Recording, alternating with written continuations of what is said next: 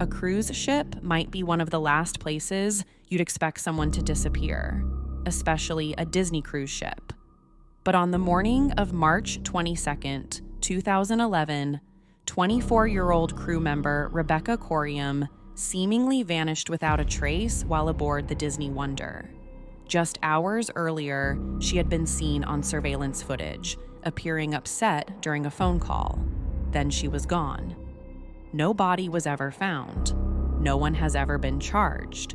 And more than a decade later, Rebecca's family is still searching for answers about what really happened in the middle of the ocean that day. This is the disappearance of Rebecca Coriam.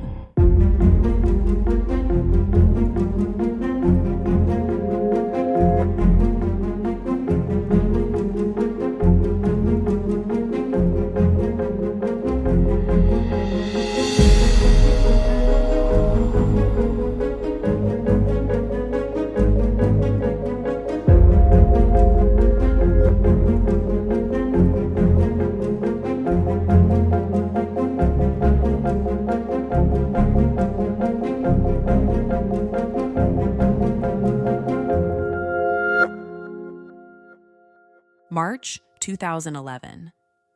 The Disney Wonder was sailing from Los Angeles toward Mexico, carrying thousands of passengers looking forward to a week of sunshine, swimming pools, and family vacations. For the guests on board, it was a chance to escape reality. Children filled the ship's youth clubs, families crowded the restaurants and decks, Disney characters posed for photos as the massive vessel made its way through the Pacific Ocean. Behind the scenes, nearly 1,000 crew members worked around the clock to keep everything running smoothly. One of them was 24-year-old Rebecca Coriam. Originally from Chester, England, Rebecca grew up with her parents, Anne Maria and Mike, her sister Rachel, and 2 foster brothers. She was always active, outgoing, and loved working with people. As a teenager, she joined the Air Cadets, where she developed a passion for outdoor activities and eventually became a staff volunteer. She also spent time working at Chester Zoo, following in the footsteps of several family members who had worked there before her. After graduating from high school, Rebecca attended university, studying sports science before later focusing on youth studies. Her career path seemed to be taking shape. She loved sports, enjoyed mentoring young people, and just had a natural ability to connect with children. In 2010, that passion led her across the Atlantic to Maine, where she spent 4 months teaching sports through Camp America. The experience gave her a taste of travel and life away from home, and it wasn't long before another opportunity came along. That same year, Rebecca traveled to London to interview for a position with Disney Cruise Line. And because of her experience and personality, she quickly got the job. After completing training in Florida, she began working aboard Disney cruise ships as a youth counselor, helping oversee activities for children on board. For someone like Rebecca, it was the perfect combination of everything she loved: traveling, working with kids, and seeing the world. But during the early morning hours of March 22nd, something happened. And before the day was over, she would be gone. Anytime Rebecca was away in the U.S. or on board the ship, she kept in contact with her family via Facebook or Skype, pretty typical communication methods of the time. And it would be unusual for her to go even a single day without speaking to them. That's an important detail you'll want to keep in the back of your mind as we try to figure out the timeline of her last known movements. On March 21st, 2011, Rebecca boarded the Disney Wonder as it departed from the port of Los Angeles and began its voyage down the Mexican Riviera. Like the thousands of passengers on board enjoying the start of their vacation and the hundreds of crew members preparing for another week at sea, Rebecca settled into what seemed like a routine sailing. Before the ship pulled too far away from shore, she sent a message to her parents on Facebook, telling them she would call them the following day. It would be the last message they would ever receive from her. When Rebecca's mom replied, she expected to hear back soon. The two regularly kept in touch, especially while Rebecca was away at sea. But as the hours passed, no response came. And when 12 hours went by in complete silence, her mom started to worry that something might be off, but she didn't rush to the worst-case scenario just yet. Maybe it was a busy first day on board, and Rebecca would send a message as soon as she had a second. By 9 in the morning on the 22nd, Rebecca was scheduled to work but never clocked in for her shift. So a few of her coworkers went to her cabin to check in, but she wasn't there. They then went around to the common area on the ship where staff would hang around, but there wasn't any sign of her. So that's when they got on the ship's PA system and called for her by name. If she were anywhere on that ship, she would have heard it. But once again, there wasn't any response, and Rebecca never showed up. At first, this type of situation might not have sounded like a full-blown emergency. After all, cruise ships are enormous, and the Disney Wonder is nearly 1,000 feet long and carries thousands of passengers and crew. So it wouldn't be impossible for someone to oversleep, lose track of time, or simply be somewhere unexpected. But as the search for her grew longer and wider, that's when people started to really get concerned. Rebecca wasn't in her cabin. She wasn't with friends. She wasn't in any of the crew areas. Her key card hadn't been used, and no one seemed to know where she was. And the reality about what might have happened to her was becoming harder to ignore. Somewhere aboard a ship surrounded by nothing but open ocean, a 24-year-old crew member had seemingly vanished. With no sign of Rebecca anywhere on the ship, crew members began reviewing surveillance footage to see if they could determine where she had gone. And that's when they found what would become the last confirmed sighting of her. At approximately 5:45 that morning, a security camera captured Rebecca in a crew-only area, talking on one of the ship's internal phones. And although there is no audio, she appeared visibly upset and emotional during the conversation. At one point, a young man approached her and appeared to ask if she was okay. And Rebecca responded, "Yeah, fine." But she didn't exactly look fine. A few moments later, she hung up the phone and walked away. As she did, she pushed her hair back and slipped her hands into her back pockets, a gesture her parents would later describe as a habit of hers. And then she totally and completely disappeared. No additional surveillance footage has ever been released showing Rebecca elsewhere on the ship. No one has been able to definitively place her anywhere after that moment. In fact, according to the official timeline, this brief clip remains the last confirmed sighting of Rebecca Coriam alive. What's even stranger is that an early, unverified report from another crew member claimed Rebecca had gone overboard hours earlier, around 3 a.m., but that timeline doesn't make sense if she was still alive and captured on camera at 5:45 that morning. Since the ship was legally registered in the Bahamas, it was the Royal Bahamas Police Force that was assigned the investigation. But according to reports, their detectives didn't actually search the ship or speak with any of the other crew members until after it returned to Los Angeles 3 days later. Rebecca's parents were also flown over from England, and this is where things start to get frustrating for me. According to Rebecca's family, when they finally met with the Bahamian detective assigned to the case, he told them that he had only spent about a day on board conducting his investigation before flying back home. Even more concerning, he reportedly admitted that he had interviewed only a handful of crew members and none of the passengers. Which raises an obvious question. If a young woman had vanished from a ship carrying thousands of people, how could investigators be confident about what happened if they hadn't spoken to the vast majority of the people who might have seen something?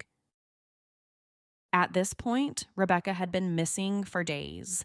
The ship had continued its voyage, passengers had come and gone, Memories were already beginning to fade. Yet, despite all of that, investigators seemed to be leaning toward a conclusion that Rebecca had somehow gone overboard. The problem was, no one could explain exactly how. According to the family, Disney went to great lengths to keep them away from public view. They claimed they were transported in vehicles with blacked out windows and weren't brought onto the ship through the main passenger areas. Instead, they were escorted through a little used side entrance after all of the guests had already disembarked. Whether Disney was simply trying to protect the family's privacy or avoid unwanted attention, Rebecca's parents later said the experience just felt strange. And I can't say I blame them. That sort of thing makes me feel like Disney was trying to hide what happened. They don't want the public to know that one of their staff members went missing, and no one knows what happened to her. If news like that broke, what would it do to cruise line ticket sales? And what would it do to Disney's international reputation? Once on board, the family met with the ship's captain, who offered his condolences and shared his belief that Rebecca had likely been swept overboard by a wave while near the crew pool. But after hearing that explanation, her parents weren't exactly convinced. After seeing the area for themselves, they questioned how that could have even happened. The crew pool was surrounded by high walls and railings, making the explanation seem far less straightforward than it initially sounded. How big could this rogue wave really be? It just didn't make much sense to them. And there was another problem. If Rebecca had actually gone overboard, where was the evidence? No one had witnessed her fall. No emergency alarm had sounded. No passenger had reported seeing someone in the water. And perhaps, most importantly, there was no publicly released surveillance footage showing Rebecca anywhere near the side of the ship. That last point would become a major source of frustration for both Rebecca's family and the public. Cruise ships are covered in cameras, not just in passenger areas, but in hallways, crew sections, entrances, exits, and workspaces. Yet the only footage ever released to the public was that brief clip showing Rebecca on the phone shortly before she disappeared. For many people following the case, it raised an obvious question. If cameras captured her talking on the phone, why weren't there cameras showing where she went next? Why wouldn't the cameras at the crew pool be working? Unfortunately, answers were hard to come by. The investigation remained largely out of public view, and Rebecca's family found themselves piecing together information through media reports, conversations with crew members, and the limited details they were able to obtain from authorities. And one of their biggest unanswered questions involved that final phone call. Because while investigators never publicly released the contents of the conversation, several people close to the case suggested Rebecca had been speaking with someone she knew personally. According to some reports, she may have been dealing with relationship problems at the time and had become upset during the call. Now, I want to be careful here. There is no evidence that a breakup, argument, or relationship issue directly led to Rebecca's disappearance, but it does potentially explain why she appeared emotional in the surveillance footage. The problem is that even if Rebecca had been upset, it still doesn't explain how a healthy 24-year-old woman vanished from a cruise ship without anyone seeing what happened. And as the years went on, more questions began to emerge. One of the most controversial pieces of evidence involved a pair of flip-flops reportedly discovered near the crew pool area, the exact area where the captain said a rogue wave pulled her over. Some crew members even claimed that everyone on board knew the crew pool was where she had entered the water, but the flip-flops quickly became a point of contention. Friends and family members said they didn't recognize them as belonging to Rebecca. They reportedly weren't her style, didn't appear to be her size, and no one could recall ever seeing her wear them. Years later, private investigators hired by Rebecca's family claimed they had identified the sandals as belonging to another crew member entirely. And according to those investigators, another employee's name and cabin number had actually been written on them. If true, that raised yet another troubling question. Why were those sandals ever connected to Rebecca in the first place? And if they weren't hers, what evidence actually placed her at the crew pool? Those questions only fueled growing skepticism surrounding the official explanation. Meanwhile, journalists began taking a closer look at the case. One of them was writer John Ronson, who traveled aboard the Disney Wonder and retraced Rebecca's final known movements.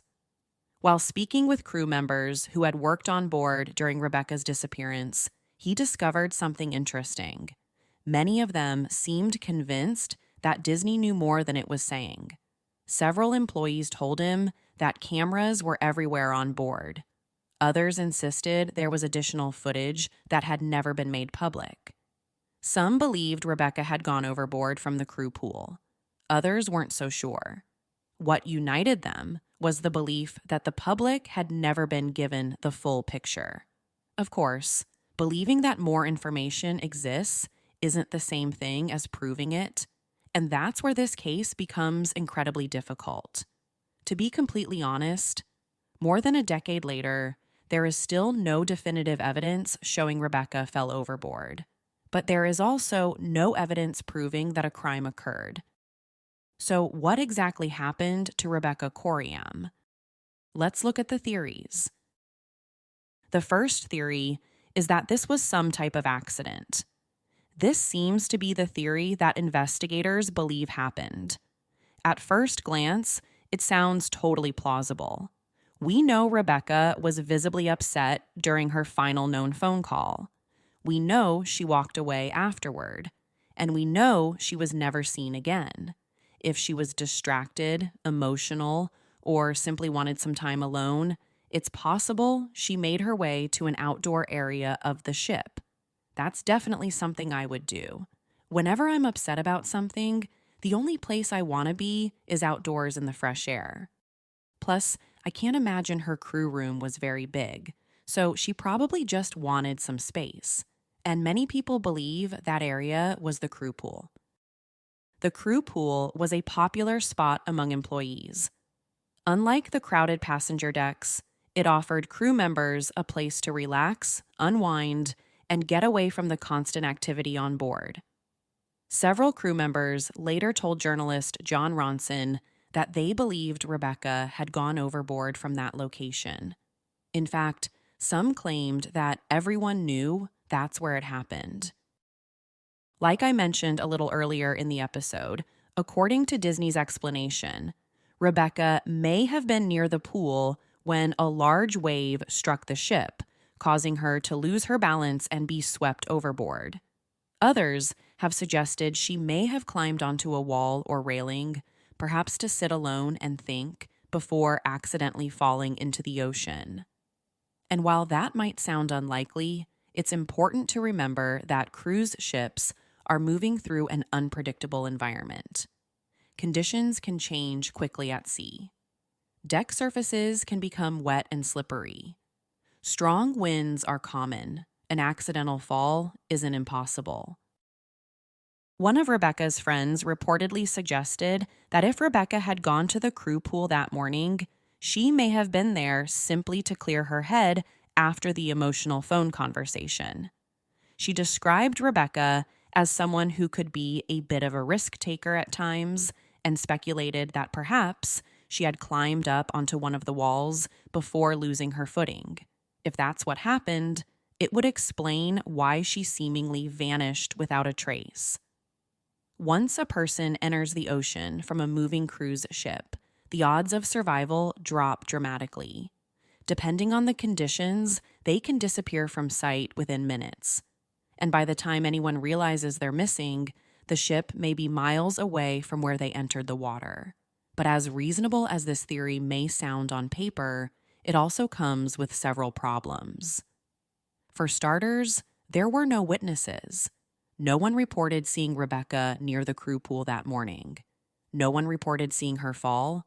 No one reported hearing a splash, a scream, or an emergency call for help. Then there's the issue of the surveillance footage. If Rebecca did accidentally go overboard, how did she get there? And why isn't there any publicly released footage showing her movements after she walked away from that phone call? Cruise ships are covered with cameras, yet the last confirmed image of Rebecca remains that brief clip from 5:45 a.m.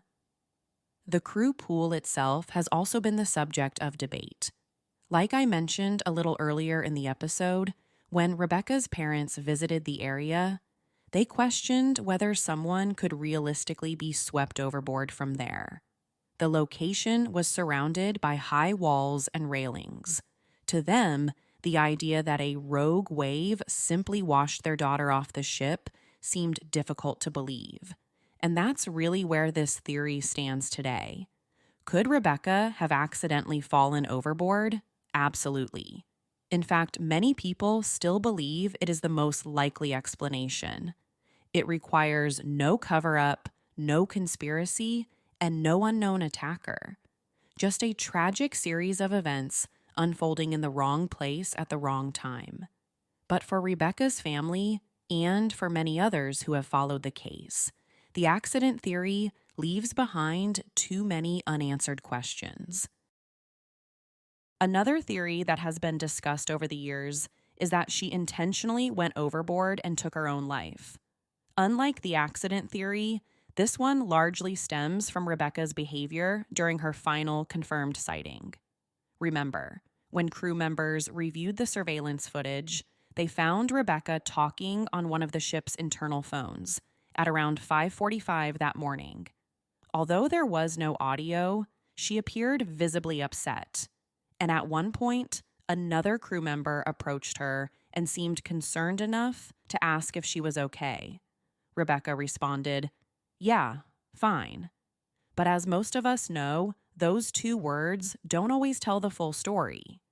Over the years, reports have surfaced suggesting Rebecca may have been dealing with relationship issues around the time of her disappearance. Some sources have claimed she was involved in an intense romantic relationship that had recently become strained. Others have mentioned rumors of a possible love triangle involving fellow crew members.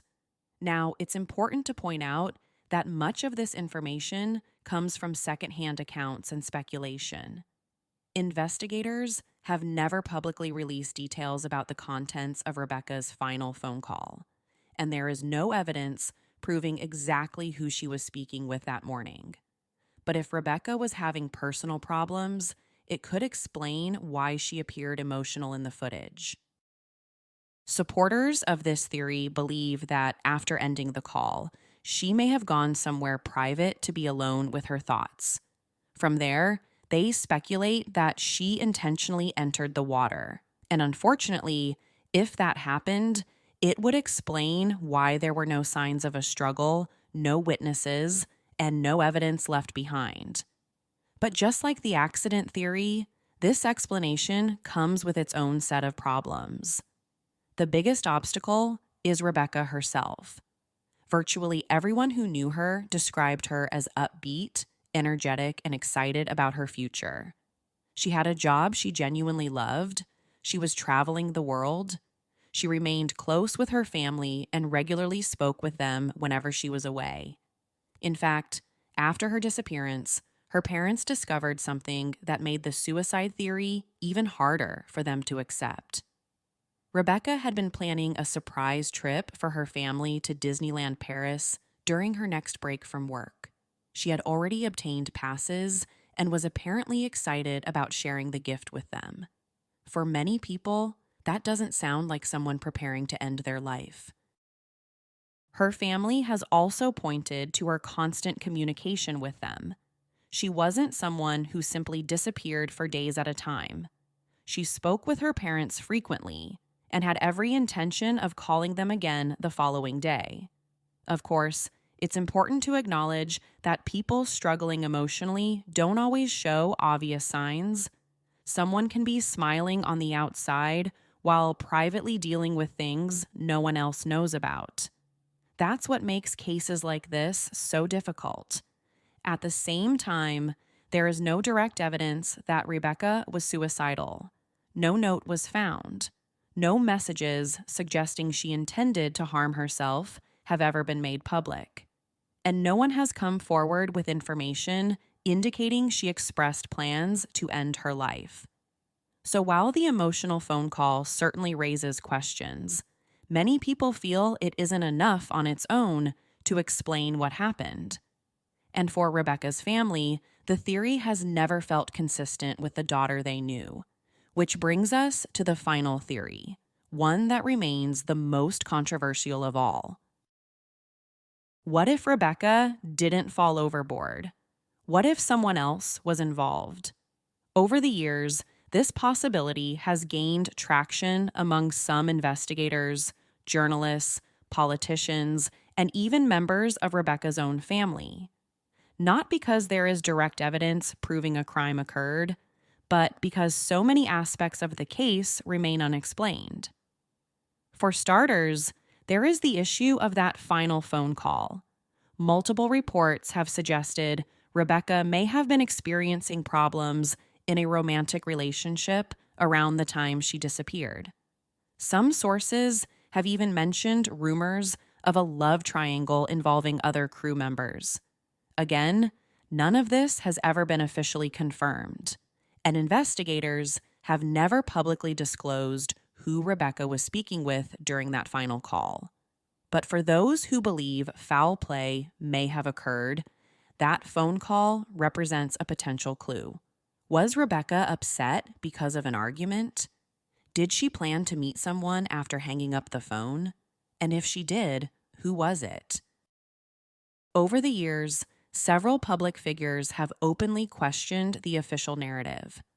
Former Member of Parliament Chris Matheson publicly stated that the more he learned about the case, the more he believed a crime may have occurred.